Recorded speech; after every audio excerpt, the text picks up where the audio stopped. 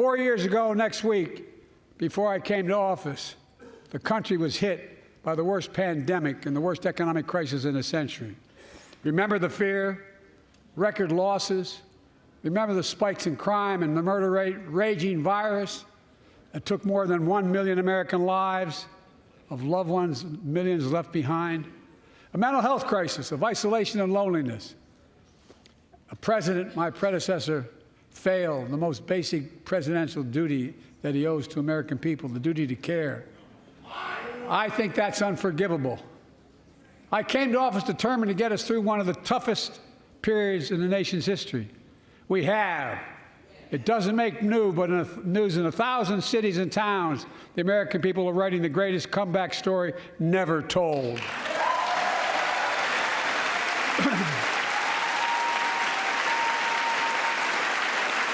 So let's tell the story here. Tell it here and now. America's comeback is building the future of American possibilities, building an economy from the middle out and the bottom up, not the top down.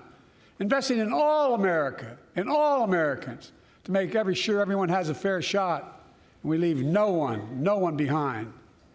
The pandemic no longer controls our lives. The vaccines that saved us from COVID are now being used to beat cancer, turning setback into comeback. That's what America does. That's what America does.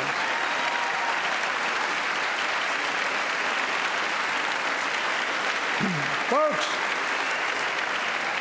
my inherited economy is on the brink. Now our economy is literally the envy of the world. 15 million new jobs in just 3 years, a record, a record. Unemployment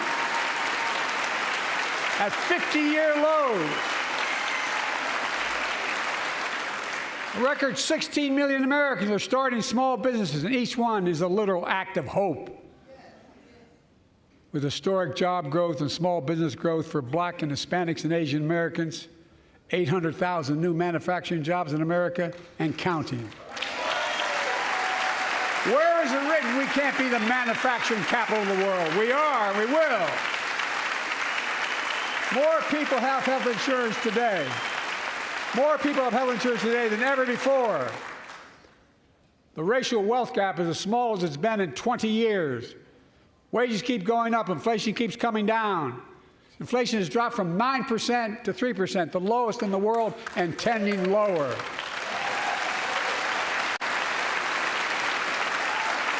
The landing is and will be soft. And now, instead of importing foreign products and exporting American jobs, we're exporting American products and creating American jobs right here in America, where they belong.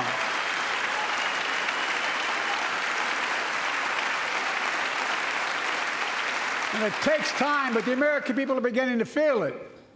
Consumer studies show consumer confidence is soaring. Buy America has been the law of the land since the 1930s. Past administrations, including my predecessor, including some Democrats as well in the past, failed to buy American. Not anymore.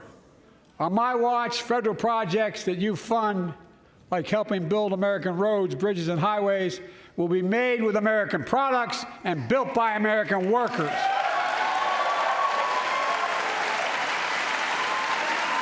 Creating good-paying American jobs.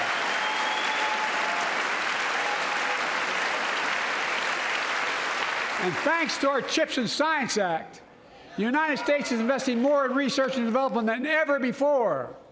During the pandemic, a shortage of semiconductors, chips, that drove up the price of everything from cell phones to automobiles.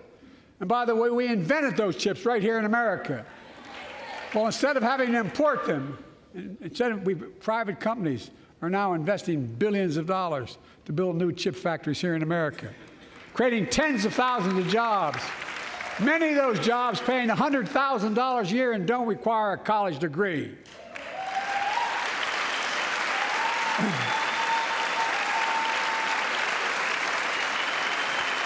In fact, my policies have attracted $650 billion in private sector investment in clean energy, advanced manufacturing, creating tens of thousands of jobs here in America.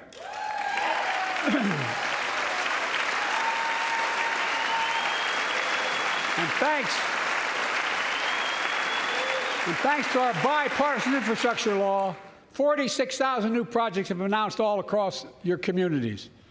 And by the way, I noticed some of you strongly voted against it, or they're cheering on that money coming in. I like it. I'm with you.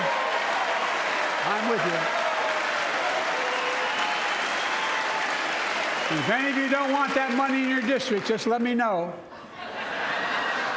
Modernize our roads and bridges, ports and airports, public transit systems.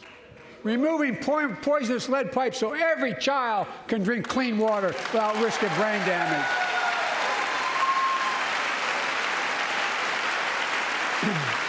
Providing affordable high-speed internet for every American, no matter where you live, urban, suburban, or rural communities, in red states and blue states. Record investments in tribal communities. Because of my investment in family farms, because I invested in family farms led by my Secretary of Agriculture, who knows more about this than anybody I know, we're better able to stay in the family for those farms and their children and grandchildren won't have to leave home to make a living. It's transformative. The great comeback story is Belvidere, Illinois, home to an auto plant for nearly 60 years. Before I came to office, the plant was on its way to shutting down. Thousands of workers feared for their livelihoods. Hope was fading. Then I was elected to office, and we raised the Belvidere repeatedly with auto companies, knowing unions would make all the difference. The UAW worked like hell to keep the plant open and get these jobs back, and together we succeeded. Instead of auto factories shutting down, auto factories reopening, and new state-of-the-art battery factories being built to power those cars there at the same.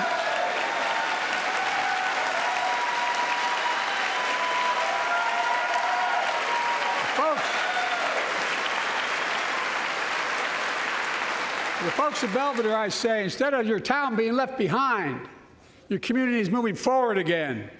Because instead of watching auto jobs of the future go overseas, 4,000 union jobs with higher wages are building the future in Belvidere right here in America.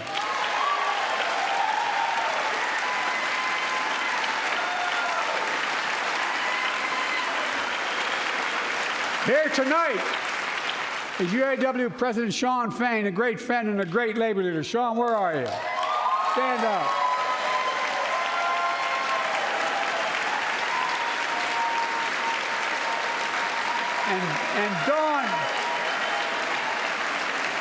And Dawn Sims, a third-generation worker, UAW worker at Belvidere.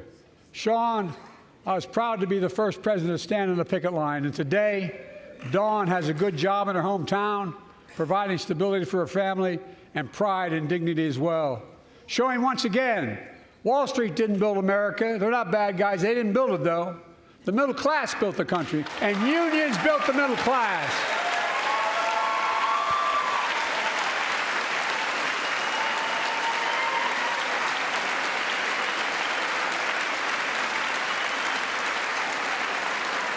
I say to the American people, when America gets knocked down, we get back up. We keep going. That's America.